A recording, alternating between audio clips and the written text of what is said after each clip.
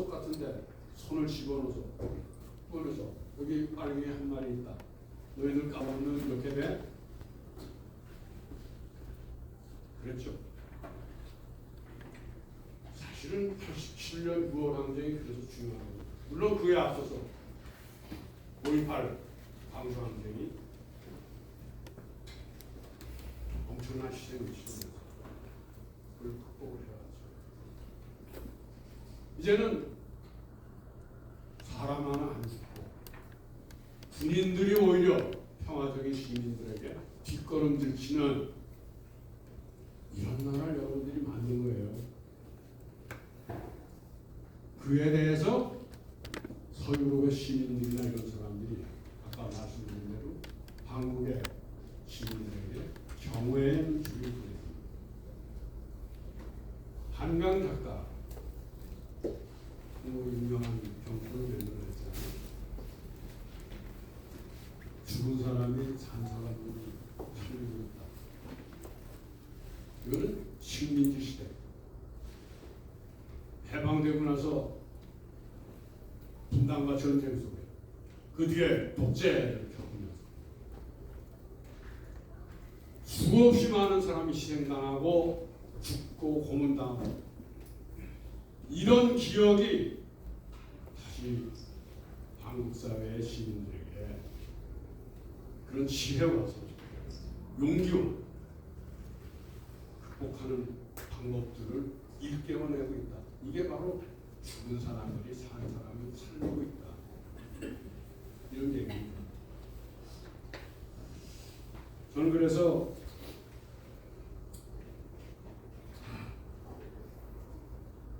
절대로 우리가 이 낙담할 필요도 없고 대법원이 무슨 일을 벌린다고 해서 두려워할 것도 없고 그것도 일장춘몽 같은 일이 될 것이다. 그런 일을 만약에 음모하고 꾸미는 사람들이 있다면 그거는 우리 역사에 대한 공부가 부족했거나 기득권에 함몰된 사람들의 무식 지나지 않는다. 이렇게 결론을 짓고 싶어요. 저는 이렇게 우리 상황을 얘기하면서 한 가지 여러분에게 꼭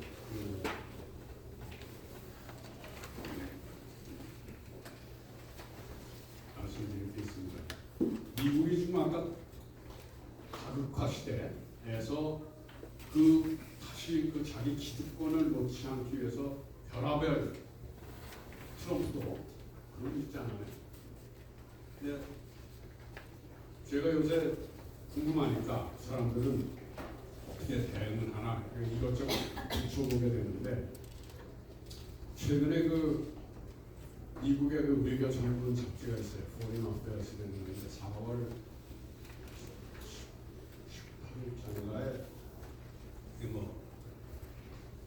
Age of American Unilateralism이라는 미국의 일극주의 시대 그걸 꿈꾸는 다시 2차 세계대전 직후에 전 세계를 휘어잡았던 미국의 꿈 같은 거를 다시 트럼프를 통해서 실현하겠다. 기가 막히잖아요. 그런데 사람들이 내세우는 이유가 이래요. 특히 중국, 한국, 일본 이 세 나라가 동아시아 아니에요. 또 한참 유럽이 아시아 아프리카 대륙에서 미국으로 인류의 주도권이 넘어갔다가 다시 미국으로부터 태평양을 건너서 동아시아로 세계 주도권이 넘어온다. 이런 얘기들이 꽤 유행처럼 떠올랐잖아요.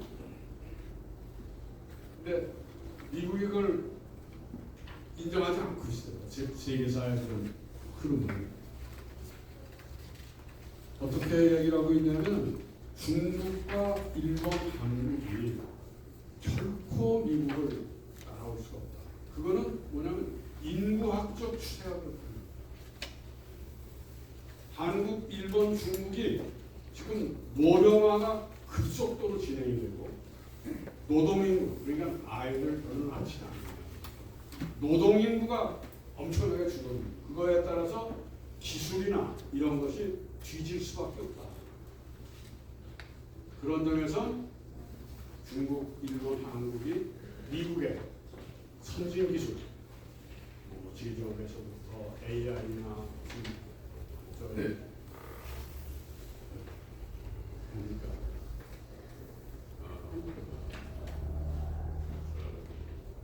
전자산업 이런 것까지 절대로 미국을 따라올 수는 없다. 이런 그 헛소리들을 하고 있습니다. 자기도 지위를 유지하고 미국의 항공모함 집단이나 이런 걸 가지고 세계 어느 나라에서도 미국을 공격하러 무기의 어떤 움직임이나 군대의 움직임이 있으면 즉각 미국이 다 대응할 수 있다는 거예요. 그러므로 미국의 일극주의는 앞으로 계속 유지할 수 있다. 걱정 말아라. 이런 식의 글들을 내놓고 있더라고요. 아주 통계학적으로 그걸 다 분석을 해요. 앞으로 중국, 일본, 한국의 인구추이가 어떻게 변할지 근데 맞는 측면도 있잖아요. 과학적으로 분석해낸 거니까. 근데 그렇게 얘기를 하고 있는데 그거는 작보해 같은 소리라. 저는 오늘 시간도 얼마 안 남았어요. 20여분밖에 안 남았는데 농량 얘기와 도산 안창호 선생 얘기 이렇게 하면서 결론을 냈습니다. 지금 우리가 분단에 대해서 해방되고 분단되고 전쟁시키고 독재 시달리고 그리고 올해가 2025년이니까 80년 됐어요. 그래서 40년. 근데 좀 생각해 보십시오. 제가 이제 1942년생이니까 83이죠. 83인데 앞으로 20년 훅 가요. 2045년이 해방 100주년이라고. 그리고 우리는 분단되고 지금도 남북이 절대로 상대방 용인 안 하고 서로 상대방 망하게 내주면서 있는 머리 다 짜내고 있다. 근데 그건 어떻게 돼요? 북은 북대로 남은 남대로 자기 편을 드는 외세를 끌어들여서 남북의 대결에 더 힘을 남에선 윤석열 표현대로 하면 그 이북을 지지하는 빨갱이들이 우리 체제에 뒤집어 엎으려고 압력하니까 쓸어버려야 된다. 그리고 계엄령을 내리겠다. 북은 그대로 뭐 상시 계엄령 상태로 이런 속에서 2045년 해방 100년을 내로 맞을 것인가 이런 문제를 너무 큰 얘기 아니냐. 잘 살면 되지 뭐 그런 거 고민하면서 살아. 남의 나라 얘기니까 좀 뭐 이렇게 자연스럽게 좀 얘기할 수 있어요. 중국이 1842년에 거기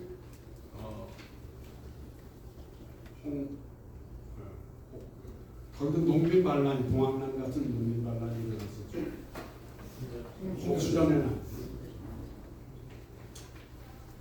그런데 그걸 진압하고 어쩌고 그러면서 그 민중들이 일어나서 스스로 청나라의 그 부정이나 뭐 이런 왕조의 폭정 이런 것을 막아내기 위한 그 내부 동력을 다 쓸어버리고 그리고 홍콩을 영국에 뺏기지 않겠다고 임측선 이런 사람들을 보내서 지키려고 그러다가 오히려 반격을 당해서 영국이 인도 같은 데서 아편을 막 대량으로 재배해가지고 중국 사람들을 아편쟁이들을 만들고 그런 거 아니에요. 그걸 이제 막아보려고 그러다가 실패하고 다 터놓은 건데 그 북경조약에서 외국이 여기저기 다 그 차지하고 들어오는 거예요. 홍콩도 뺏고 어디도 뺏고 마카오도 빼앗기고 다그 뺏긴 거 아니에요. 러시아는 연해주 차지해주고 그게 1949년에 북경조약이라는 게 내려집니다. 외세가 중국을 막 침탈해버리고 그러다 100년 뒤에 뭐가 생겼어요? 1949년 중화인민국이 생겼어요.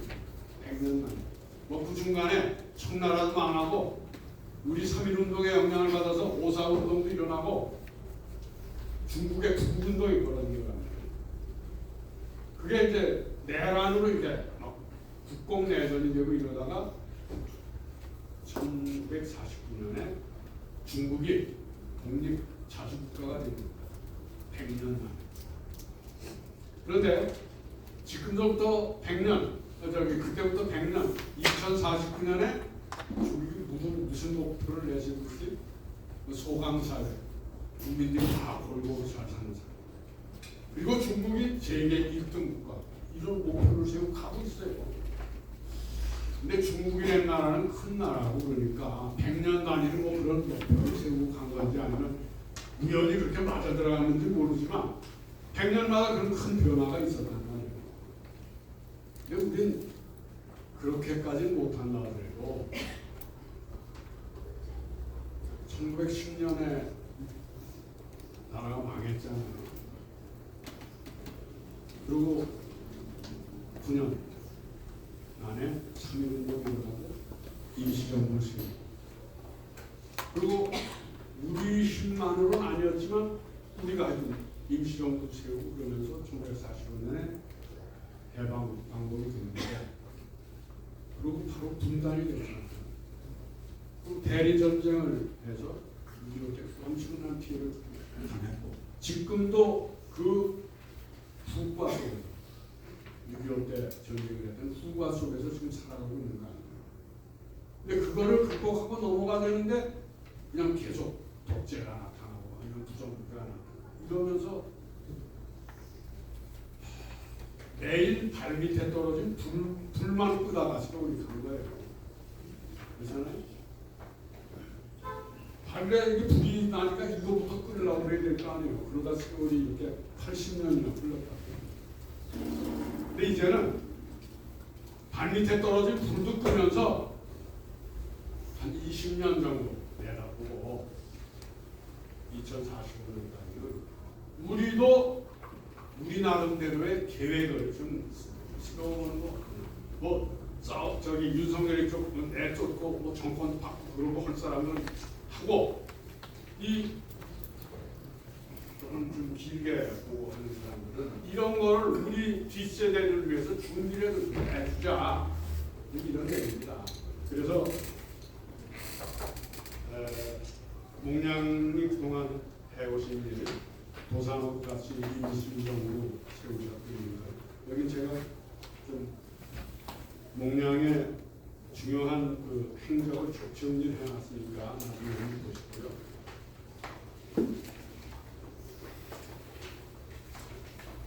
목량은 참 대단한 분입니다.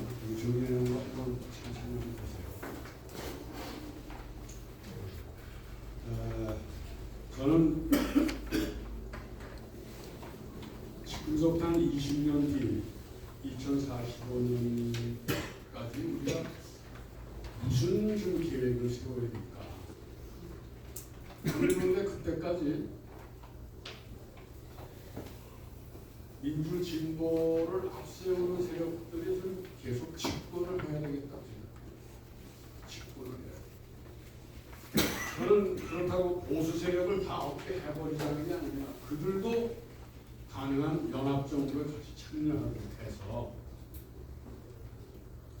뭐 쿠데타를 하고 무슨 뭐 자기들만 부자가 되고 이런 거 주장 안 하면 그래도 공평하고 권력 남용을 하지 않고 그런다면 사람들하고도 연합정치를 해야 된다고 생각해요.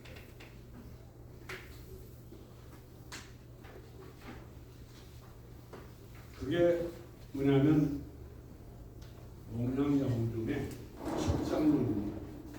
뭐 좌우 합작이라고 보기도 하고 연합정치라고 보기도 하고 남북 대화가 뭡니까? 남북이 6.15 남북 정상회담하고 또 노무현 대통령 14 선언하고 문재인 대통령 9.19 합의하고 이게 뭐예요? 이게 좌우 합작이에요. 남북이 서로 합의를 해서 함께 불편하지 않게 살아가는 방법을 찾는 거 남북 정상 이게 그 정상회담이에요. 그게 동양에 의한 좌우 합작이에요. 좌우 합작은 뭐 공산주의하고 자본주의하고 합작이에요. 그게 아니라고. 공산주의든 자본주의든 서로 이익이 될 수 있는 거는 상대방을 침범하거나 짓밟고 그러지 말고 같이 살아가자. 그게 평화공동. 어렵게 그냥 뭐 좌우합작 그럼 빨갱이하고 왜 같이 놀아? 이렇게 생각. 빨갱이하고도 이익이 공통되는 게 있으면 나누고 평양이나 철원이나 아니면 양양 이런데 아니 그게 뭐 자꾸 노동자들 왔다 갔다 하기 힘들면은 철원 그 평양 원산의 그 뒤쪽에 금야평양 진남포 이런데 우리 공장들 세워서 북한 노동자들이 와서 거기서 저희 나라에 출퇴근하고 그렇게 왜 할 수 없냐? 이런 게 바로 서로 2045년까지는 공존을 하면서 서로 이렇게 혜택을 주고 상대방을 비방하지 않고 그래야 되는데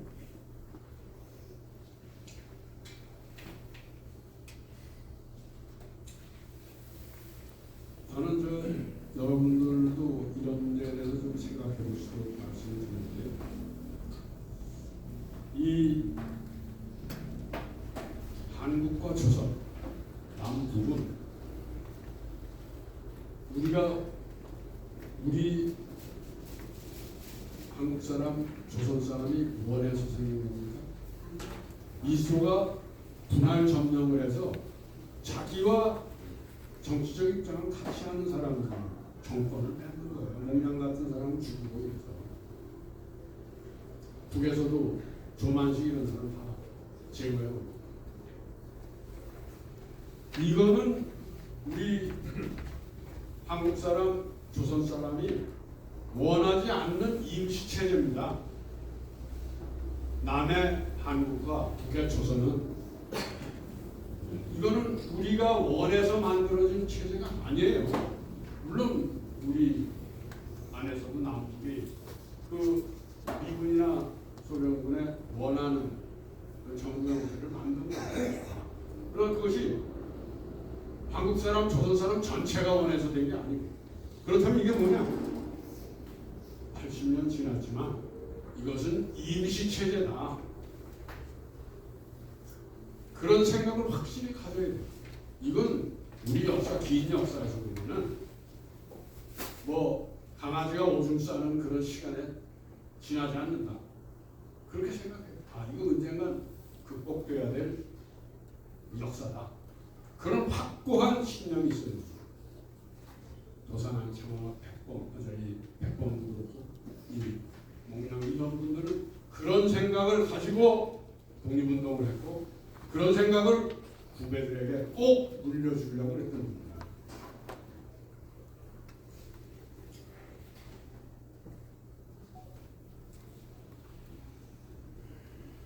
앞으로 이 20년 동안 우리는 그 서로 간의 적대감을 줄이고 제도가 그걸 적대감을 부추기거나 이러면 그런 걸 극복하려고 그런 걸 하는데 정치하는 사람들은 좀 싸우더라도 이번에 군대를 죽군을 흔들고 막 이래서 했던 그 용감한 시민들이 나서서 이제는 민주정부가 되면 뭐 정부야 아마 미국하고 건강해서 내는 모르겠지만 한미 안보 상호관계 조약, 국가보안법 이런 문제도 어떻게 하면 그것을 좀 바꿔서라도 좀 조금 변형을 해서라도 남북의 상호 적대하고 이러지 않도록 바꿔갈까 이런 고민을 하고 많은 또 중요한 게 북은 노동당 규약을 바꿔서 남쪽을 해방하겠다는 걸 빼버렸어요. 근데 우리는 아직 국가보안법 그대로 있잖아요. 그리고 그 헌법의 영토조항을 보면은 대한민국의 영토는 한반도와 부속도서를 한다 이렇게 되어 있어요. 그 흡수 통일을 하겠다는 걸 헌법에다 이렇게 만들어 놨어요. 그걸 보고 북한은 국력에서도 뭐 한국보다 한 몇십 배 차이가 나고 무력에 있어도 뭐 훨씬 열세요. 핵무기 하나만 거기서 흡수합병을 할 거라고 의심을 안 할 수가 없어요. 헌법에다 그렇게 만들어 놨으니까. 저는 이것도 현실적으로 바꿔야 된다고 봅니다. 지금 현재 군사분계선을 중심으로 한 남북의 국경을 북하고 결정을 해야 됩니다.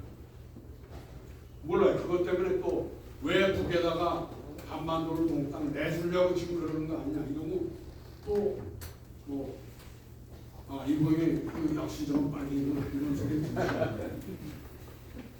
그런데 이제는 북과 평화 공존을 하고 한 걸음 나가서 미국과 일본이 북과 수교를 하는데 왜 우리는 하지 말아야 됩니까? 똑같이 유엔 회원국인데 북경을 그렇게 획정하고 북하고 유엔 회원국으로서 서로 침략을 하지 않겠다는 약속을 합니다. 그래서 외교관계를 맺는 겁니다. 그런 일도 이젠 요 20년 안에 가능하면은 정부는 하기가 좀 그러니까 니네서부터 그걸 해보자.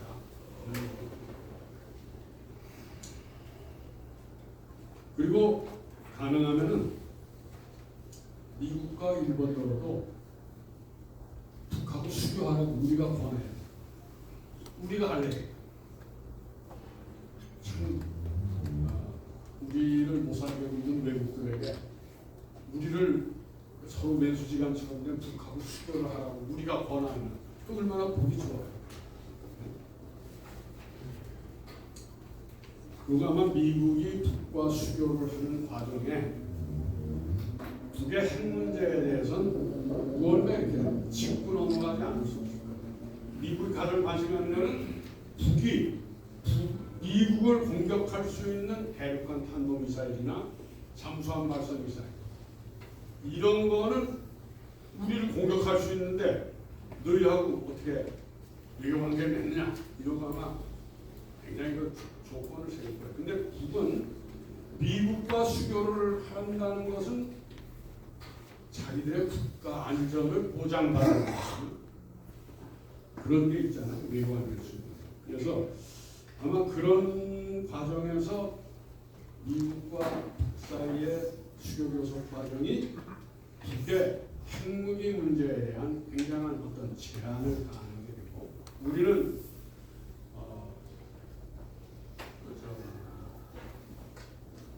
풀지 않고 코 푸는 거라고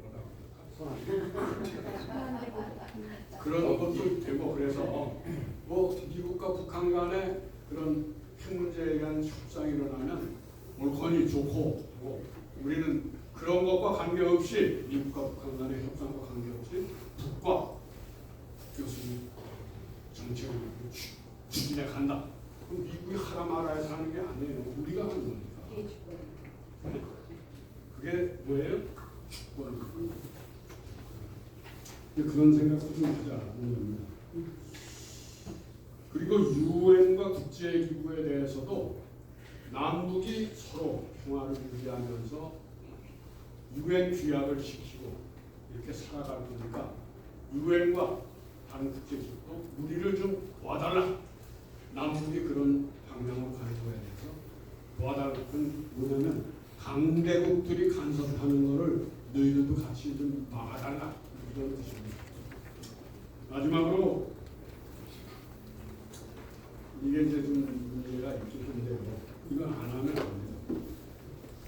1945년 그러니까 해방 100주년 이후에 적절한 시기에 남북의 적대감이 줄어들고 상당한 정도로 외교관계라든지 이런 것도 만들어지고 미국과 일본도 북한과 수교하고 우리는 또 중국하고 러시아와 우리가 수교를 하고 있습니다.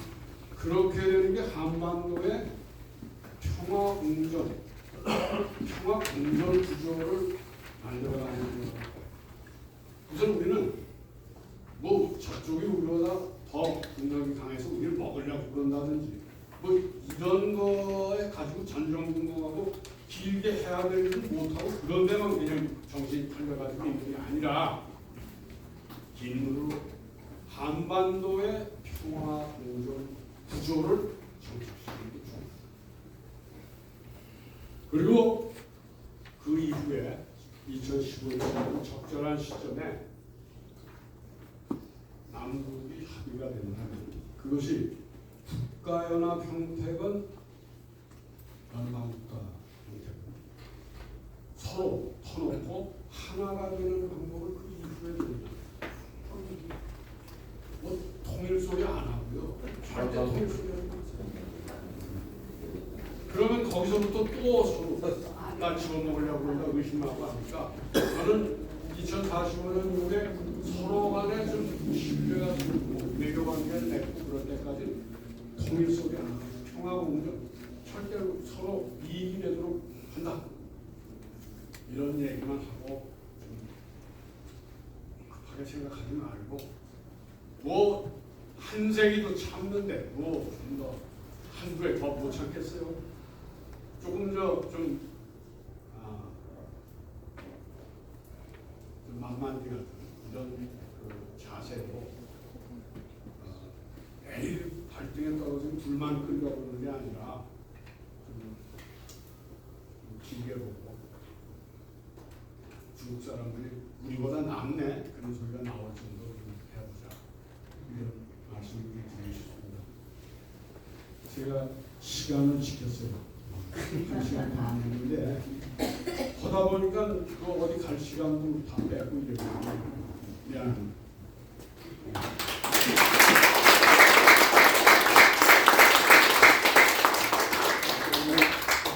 간단하게 질의응답 시간을 갖겠습니다. 제 이름이 이수열이니까요. 2분 이내의 질문을 2분만 하겠습니다. 이거 원래는 조금 있다가 자 2분 이내로 짧게 질문하세요. 한반도 대전환기에 좌우학자를 노력했던 여운현 선생에 대한 자세한 질문은 고맙습니다. 그러나 여운현 선생은 다 아시다시피 양평 부잣집의 2대 동생으로 태어나서 부잣집의 아들로 태어나서 대대학장과 군관학교 남경의 대학의 영문학과를 나온 엘리트이죠. 그리고 그런 자유로운 활동과 중앙일보 사장과 수많은 활동을 통해서 대중의 인기가 있어서 건국동맹과 좋은 일을 했는데 문제는 도산암 창우 선생과 몽양여운현 선생이 끊임없이 고민했던 것은 이상촌 운동을 통해서 민중의 직접 역량을 조직하는 것을 중심으로 삼고 그 일에 평생의 노력을 해왔습니다. 한마디로 그 당시는 엘리트주의의 이론가들이 중심이 돼서 운동을 했지만 그들의 꿈은 기본적으로 민중의 주체 역량을 강화하는 것을 늘 노력해 왔는데 오늘 제야민주화운동은 그러한 정신을 맞들어서 다시 민중 역량을 강화해서 평화 통일에 자기의 소망을 가지고 통일운동을 하는 그런 주체운동에 대한 준비를 해야 되지 않는가 그런 방도에 대해서 묻습니다. 끝입니다.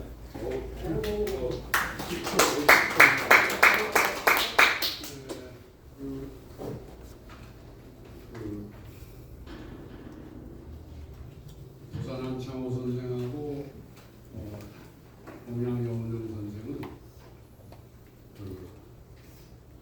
이거는 일제 말에 최고의 엘리트들이에요. 그리고 해외로 한 명을 볼 생각까지 한 분도 아니에요. 보통 해외로 나간다는 건 뿌리가 뽑힌다는 것입니다. 그런 걸 감내하고 상해에 가서 운동할 때 도산 선생은 또 미국에 원래 기반이 있었기 때문에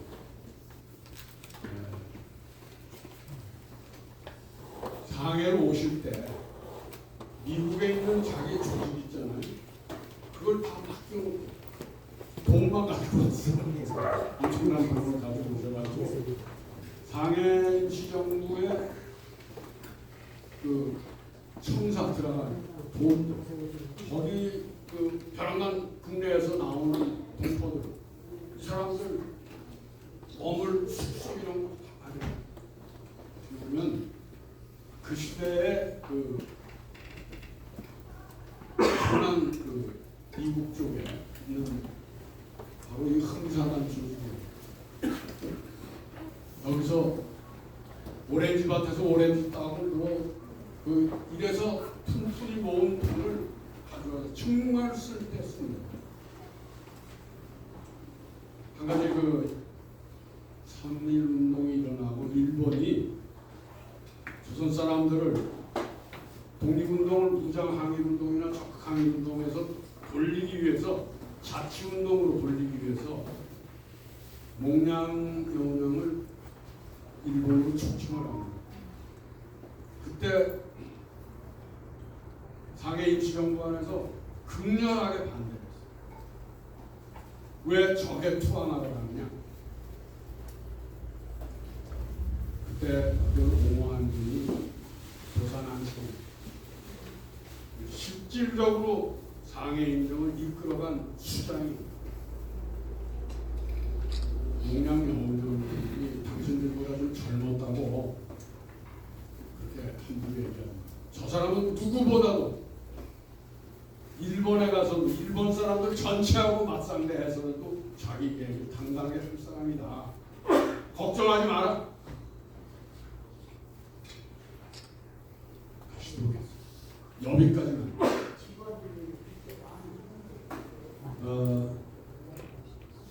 여러분들은 그 변은진 교수라고 있어요. 목량여운형 잘 썼습니다. 변은진 교수. 이 허임의 시가 조합을 고려대학 아주 훌륭한 사람. 근데 그 사람은 그 책에서 인용을 많이 했어요. 거기 보면은 목량이 스포츠맨 아니에요.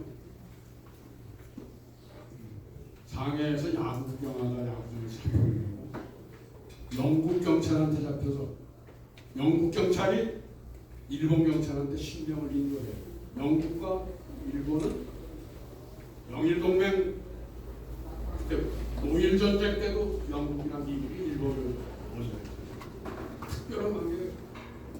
목량이 부단대학 축구팀 데리고 동남아에 원정 여행 가서 말레이시아, 싱가포르, 필리핀에 돌아다니면서 영국 제국주의욕을 막 한 거예요. 거기서 민족 운동하는 사람들 만나고. 그러니까 영국 경찰이 앙심을 품길까봐 여기 와서 상해에서 일본 경찰한테 앉아서 일본 경찰 냉겨주고 있어요. 제국주의 국가라는 게 그렇다니까. 여기 들어와서 3년 지냈어요. 나와서 조선중앙일보 사장님. 그리고 언론인으로 체육인으로 변신을 했잖아요. 운동 조직들은 모두 다 회장 대표가 되는 거예요.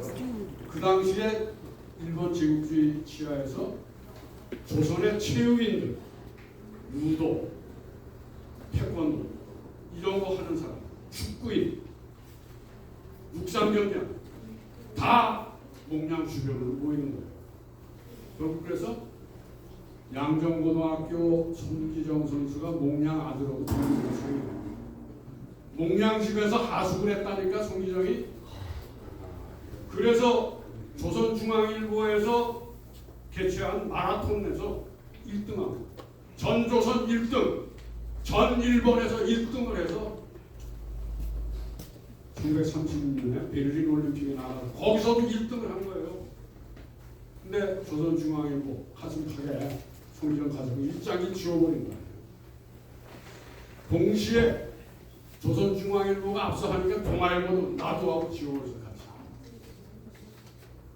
그렇기 때문에 조선중앙일보는 폐간이 됐고 그 뭉승만한 동아일보는 다시 복간을 그런 차이예요. 그런데 이 얘기 왜 하냐면 목량이 그렇게 잡혀 들어갔다가 조금 있다가 도산 안창호 선생님이 또 잡혀 들어갔어요. 정말 임시정부를 위해서 임시정부의 그런 분단 싸움 이런 걸 막을 두 사람을 쏙쏙 빼서 국내로 잡아들였다니까. 임시정부의 화해하고 이런 인물들을 다 이거 끌어다가 지었어요. 목량 선생이 옥에서 나온 그 직후에 안창호 선생이 잡혀 들어와서 또 이 양반도 뒤를 이어서 대전교도 대전 평소에 가서 쫓아갔어요. 그 안창호 선생 추록하는 날 목량 선생하고 조만식 선생 중에서 그 두 분이 추록을 맞으러 가요. 지금도 유명한 사진이요. 지금도 남아있어요. 이 후회가 많이 되는 이지만 만약에 안창호 선생, 도산 선생이 해방 뒤에까지 살아계셨고 목량이 그냥 안창호 선생하고 손을 잡고 해방 정부를 이끌었다면 역사를 나타나졌습니다. 만약이란 말이 참 희망한 건데 목량하고 도산 선생은 그런 관계예요. 임시정부 세울 때도 두 사람이 주축이 되고 세웠던 거고 그런 사람들이 다 비명해가지고 이젠 그런 비극적인 역사를 협력할 줄 알고 젊은 후배지만 저 사람을 일본에 보내면 일본 콜 다 납작하게 만들고 올 수 있다. 이렇게 자기보다 후배를 알아줬습니다. 또 일본이 목량이 일본에 가서 독립운동 그거를 필연성, 당위성 이런 걸 얘기해서 일본이 발칵 뒤집혔다니까. 그 수상이 바뀌어버렸어요. 하라 다케시가.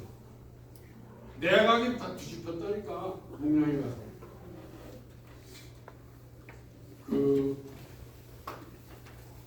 거기 육군 대신 육군 대장 식권 청식 대신 이런 식권자들을 만나서 다 설득을 하고 근데 이게 독립운동을 하는 이 청년이 와서 압도해버리는 거예요. 그때 거기 동경대학에 유명한 철학자 요시노 사쿠 그 최상용 선생이 논문을 요시노 사쿠 근데 그 사람이 목량을 한 번도 안 나고 완전히 반해버린 그 지금 호텔이라는 데서 500명이 넘는 지식인들 외국인 기자들 담아놓는 데서 나중에는 요시노 사쿠가 조선독립 만세를 불렀어요. 그 얘기를. 동경대학 교수 철학자가 일본에서 최고 지식인이라는 사람이 목량하고 함께 조선독립 만세를 불렀다니까. 이러니 일본 정국이 어떻게 됐겠냐고 확 뒤집힌 거예요. 그런 정도의 배포를 가진 사람이었어요. 그리고 그분이 중국에서 활동할 때도 그 여러분들 1922년 그때 그 역사에 다 나오잖아요. 모스크바하고 페테르부르크에서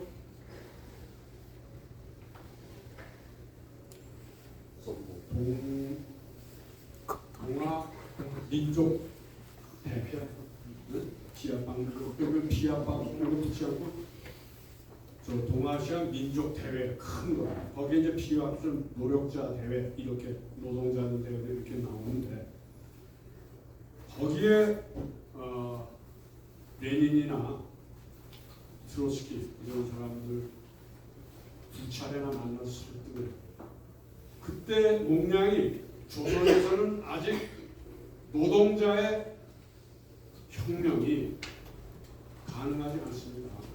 농민과 부르주아 이쪽이 합쳐서 민족 혁명을 해야 됩니다. 그거를 레닌이 받아들이는 거예요.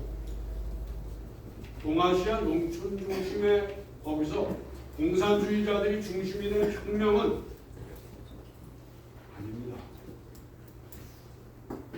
그리고 중국의 손문 그 국민당의 최고 원로아니 몽냥의 이야기를 깊이 들었어요. 장개석 그 김원봉 선생 있죠? 그분을 황포공간학계 박시기 분이 몽냥입니다. 이런 걸 우리가 좀 알아야 돼요. 장개석을 설득해서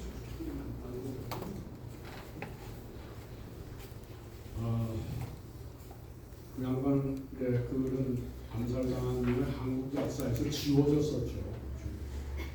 뭐 기념사업회 이런 데서 해가지고 진면목 지금이야말로 목량 여운역의 좌우 합작 남북대화예요. 남북평화공존이에요. 이런 것을 해가는 것이 목량의 노선을 다시 되살려내는 거예요. 대답.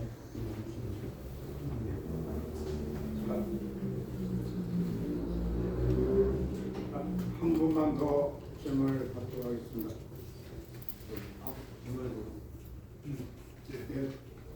간단하게 네. 자기소개하시고. 네, 해병대 군역 34기 소광철입니다. 감사합니다. 이구영 선생님. 작년에 8월달에 저에게 감자탕을 사주셔가지고 네, 잘 먹고 12월 3일날 국회에서랑 저녁에 저도 갔습니다. 과감히 그냥 부르짖어가지고 새벽 6시까지 여명의 눈동자처럼 계속 그 활동했었고요.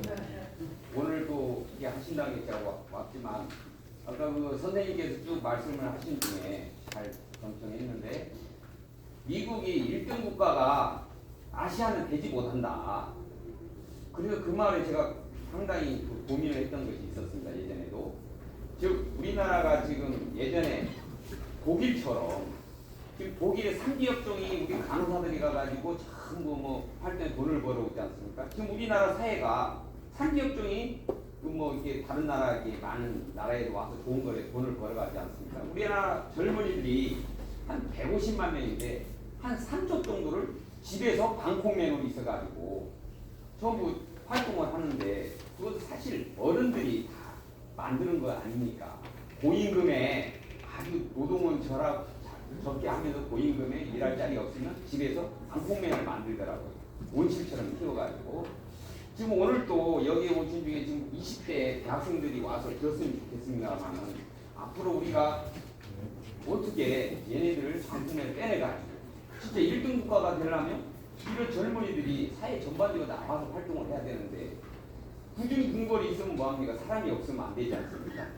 오늘같이 저도 우리 몽양 여운형 선생님을 조금씩 듣고 있었습니다만은 이렇게 좋은 말씀을 시각적으로 청각적으로 몸소 느끼게 해줬거든요.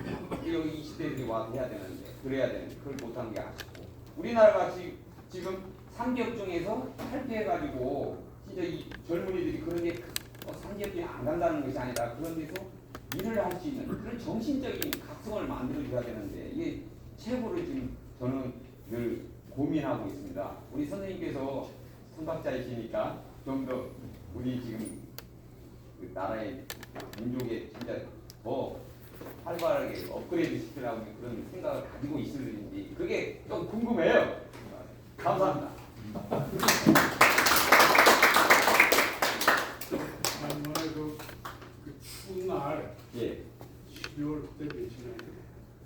12월 3일 날 아니 12월 그때 저쪽 박태령 그 재판 받는 그때 좀 조금 전이었죠. 예, 저는 전에 12월 만났어요. 3일보다 좀 전이었죠. 예, 예. 계속 했으니까 11차, 12차 했으니까. 네. 그때 그 용산의 그 군사법정에 들어가기 전에 같이 아침에 뼈다귀 같이 먹고 얘기하는데 근데 박대령 그렇게 그 구형 때인데 그냥 화가 나더라고요.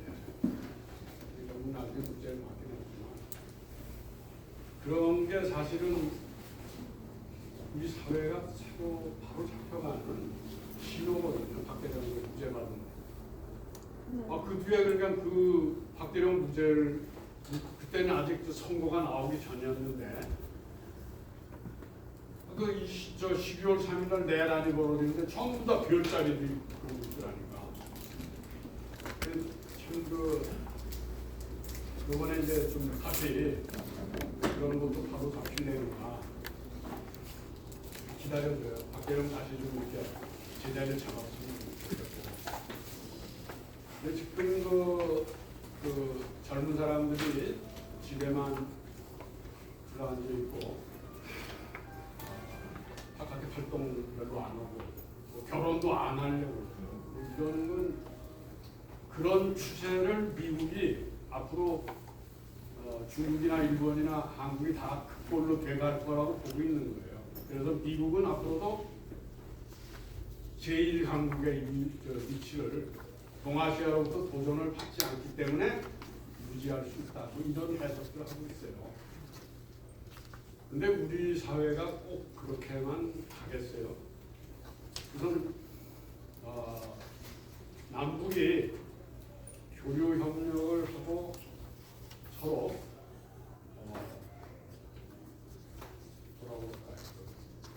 투자를 하고 외국의 노동자들보다 북의 노동자들이 여기 가서 만드는 공장에 가서 일도 하고 또 이쪽에 와서 취업도 하고 학교도 여기 와서 좀 다니고 우리도 북에 유학생들이 좀 가고 그리고 질 좋은 그 철광석이나 유연탄, 히토류 이런 것이 엄청나게 북에 많이 있습니다. 뭐 일부는 사실인지 아닌지 모르겠지만 그런 광산을 중국이 가져가고 있다라는 말이 있는데 그 말이 어디까지 진실인지는 아직 믿지는 못하고 있어요. 서로 이 북과 남 사이에, 남과 북 사이에 교류 협력을 하면은 얻을 게 참 많다고 생각해요. 그리고 보겠습니다. 뭐 남남북녀라는 말이 옛날부터 있었구나. 알겠어요. 연애도 많이 하고 그런 시절이 좀 왔으면 좋겠어요.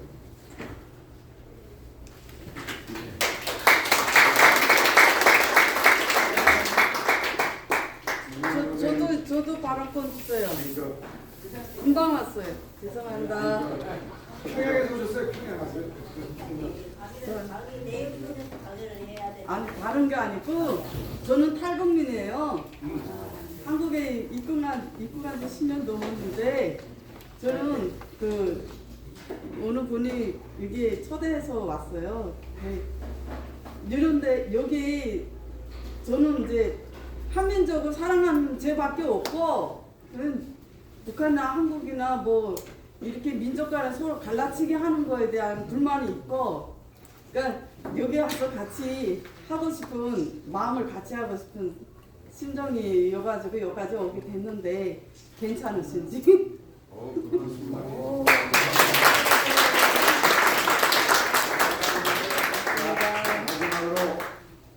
공명 선생님 어록 중에서 오늘의 특강과 연관되는 거 정말 한 말씀만 드리겠습니다. 공명선생님 이렇게 말씀하셨습니다. 방법론의 차이를 가지고 다투지마. 중요한 것은 우리는 누구이며 어디로 가야 하는가에 대한 가치 지향의 문제입니다. 저는 공명 선생님 그 말씀을 생각합니다. 정말 이 대조라는 시대에 공명 선생님을 정신을 새롭게 새기고 미래로 나가야 될 것 같습니다. 그러니까 여기서 마치겠습니다.